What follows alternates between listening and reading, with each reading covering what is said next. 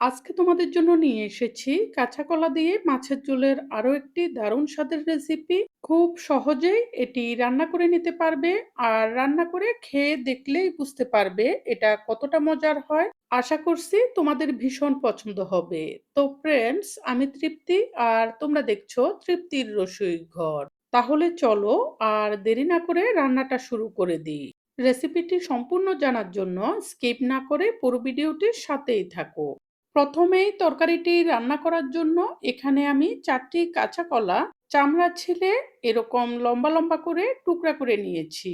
এখানে কাঁচা কলাগুলোকে তোমরা তোমাদের পছন্দ অনুযায়ী শেপে কেটে নিতে পারবে।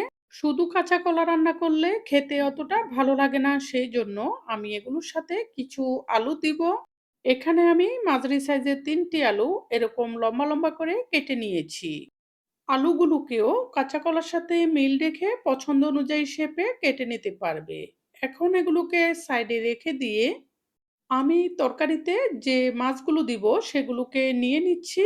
এখানে আমি 7 পিস মতো রুই মাছ নিয়েছি। তোমরা চাইলে তোমাদের পছন্দ অনুযায়ী যে কোনো মাছ দিয়ে এই কাঁচা কলাগুলো রান্না করে নিতে পারবে। এখন আমি এখানে হাফ চা চামচ পরিমাণ লবণ এবং হাফ চা চামচ পরিমাণ হলুদের গুঁড়ি দিয়ে দিব। লবণ হলুদগুলো মাছের সাথে ভালোভাবে মাখিয়ে নিব, যাতে করে এগুলো মাছের গায়ে ভালোভাবে লেগে যায়।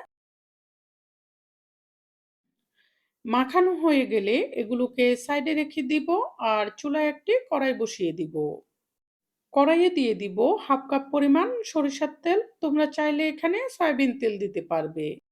তেলটা ভালোভাবে গরম হলে ফোড়নের জন্য দিয়ে দিচ্ছি অল্প করে সাদা জিরা। তোমরা যদি তরকারিটাতে পেঁয়াজ রসুন দিতে চাও, সেই ক্ষেত্রে এখানে কুচানো পেঁয়াজ রসুন দিয়ে হালকা ভেজে এরপর আলু এবং কাঁচা কলাগুলো দিয়ে দিবে। আর যদি পেঁয়াজ রসুন বাটা দিতে চাও, সেই ক্ষেত্রে মশলা কষানোর সময় দিয়ে দিবে। এখানে আমি তরকারিটাতে পেঁয়াজ রসুন দিব না, সেই জন্য এই পর্যায়ে এখানে আমি কাঁচা কলা এবং আলুগুলো দিয়ে দিব। আর দিয়ে দিব হাফ চা চামচ থেকে একটু বেশি লবণ, আর হাফ চা চামচ পরিমাণ হলুদের গুঁড়ি। এখন এগুলোকে নেড়ে মিশিয়ে দিব, আর ঢাকনা দিয়ে দিয়ে কাঁচা কলা এবং আলুগুলোকে ভাজতে থাকবো। এভাবে ভাজলে কাঁচা কলা এবং আলুগুলো উপরে লাল লাল হয়ে ভেতরে একটু নরম হয়ে খুব সুন্দরভাবে ভাজি হয়ে যাবে। মাঝখানে 2বার করে ঢাকনাটি তুলে এগুলোকে নেড়ে দিব, না হলে নিচে পুড়ে যেতে পারে। আর অবশ্যই এই পর্যায়ে চুলার আগুনটি মিডিয়াম থেকেও কমিয়ে রাখতে হবে। এগুলো ভাজি হতে হতে আমি তোমাদের কাছে একটি রিকোয়েস্ট রাখছি। তোমরা যারা আমার চ্যানেলে নতুন এসেছো, সকল ধরনের রান্নার সহজ এবং সুস্বাদু রেসিপিটি পেতে আমার চ্যানেলটি সাবস্ক্রাইব করে রেখো। আর যারা আগেই সাবস্ক্রাইব করে রেখেছো তাদের জন্য থাকছে অনেক ভালোবাসা। এভাবে কিছুক্ষণ ভেজে নেওয়ার পর দেখো আলু এবং কলাগুলো খুব সুন্দরভাবে ভাজি হয়ে গেছে। এখন আমি এখানে অল্প করে জল দিয়ে এরপর মশলাগুলো দিয়ে দিব। জলটা দিলে মশলা দেওয়ার পর নেড়ে কষানোর সময় এগুলো পুড়ে যাবে না। এখন এখানে দিয়ে দিচ্ছি 1 চা চামচ পরিমাণ জিরার গুঁড়া, 1 চা চামচ থেকে একটু কম আদা বাটা, 1 চা চামচ থেকে একটু কম হলুদের গুঁড়া, আর 1 চা চামচ পরিমাণ দিয়ে দিব মরিচের গুঁড়া। এখন এগুলোকে নেড়েচেড়ে একটু ভেজে নিব। তোমরা পেঁয়াজ রসুন বাটা দিতে চাইলে এ পর্যায়ে দিয়ে এগুলোর সাথে ভেজে নিতে পারবে। এভাবে কাঁচা কলা এবং আলুগুলোকে মশলার সাথে কিছুক্ষণ ভেজে নেওয়ার কারণে এগুলো পরবর্তীতে তরকারিতে খেতে অনেক মজা লাগবে। এভাবে কিছুক্ষণ ভেজে নেওয়ার পর এখানে আমি অল্প করে জল দিয়ে দিব এগুলোকে সেদ্ধ করার জন্য। এগুলো অল্প সময়ের মধ্যেই সেদ্ধ হয়ে যাবে, কারণ এগুলোকে আমি ঢাকনা দিয়ে ভালোভাবে ভেজে নিয়েছি। এখন ঢাকনা দিয়ে চুলার আগুনটি ডিম করে এভাবে 10 মিনিট মতো বসিয়ে রাখবো। এটাকে পাশের চুলায় বসিয়ে দিয়ে আমি এখানে একটি ফ্রাই প্যানে অল্প করে সরিষার তেল দিয়ে গরম হতে বসিয়ে দিয়েছি। আর তেলগুলো গরম হলে এখানে আমি মাখিয়ে রাখা মাছগুলোকে একটি একটি করে বসিয়ে দিব। এখানে একটি টিপস বলি, মাছ ভাজার সময়টাতে চুলার আগুনটি হাই ফ্লেমে রাখতে হবে। এতে করে মাছগুলো তাড়াতাড়ি ভাজি হবে আর উপরে লাল হয়ে ভেতরে কিছুটা নরম থাকবে। এই মাছটা পরবর্তীতে তরকারিতে দিলে খেতে অনেক সফট লাগবে।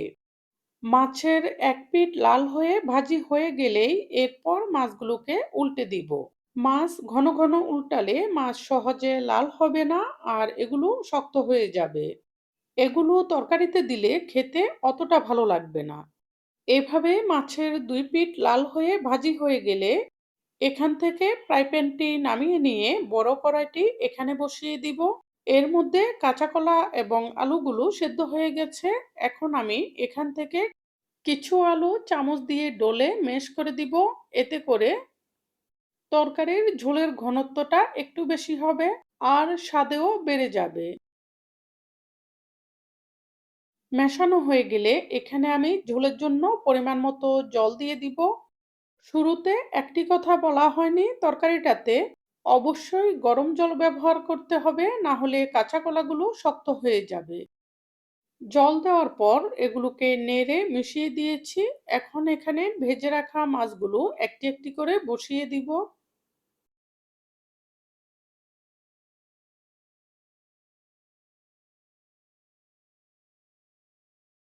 মাছ দেওয়ার পর এগুলোকে নেড়ে ঝোলের সমান করে দিতে হবে।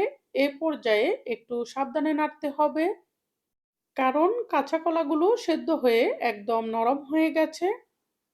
মাছগুলোকে ঝোলের সমান করে দিয়ে এরপর ঢাকনা দিয়ে চুলার আগুনটি ডিম করে ২ মিনিট এভাবে বসিয়ে রাখবো। এতে করে মাছগুলো সেদ্ধ হয়ে যাবে।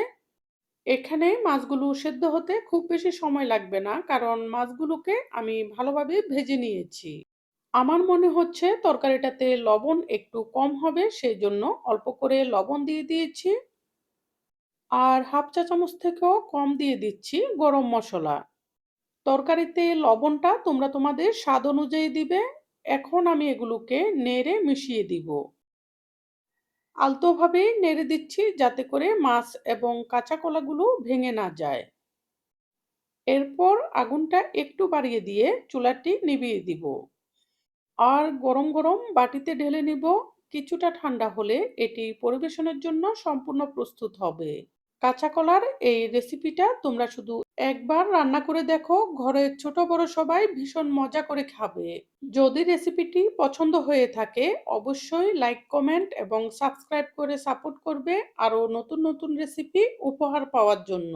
এই বলে আজকের মতো এখানেই বিদায় নিচ্ছি। পরবর্তীতে চলে আসবো নতুন কোনো রেসিপি নিয়ে। সেই পর্যন্ত সবাই ভালো থেকো।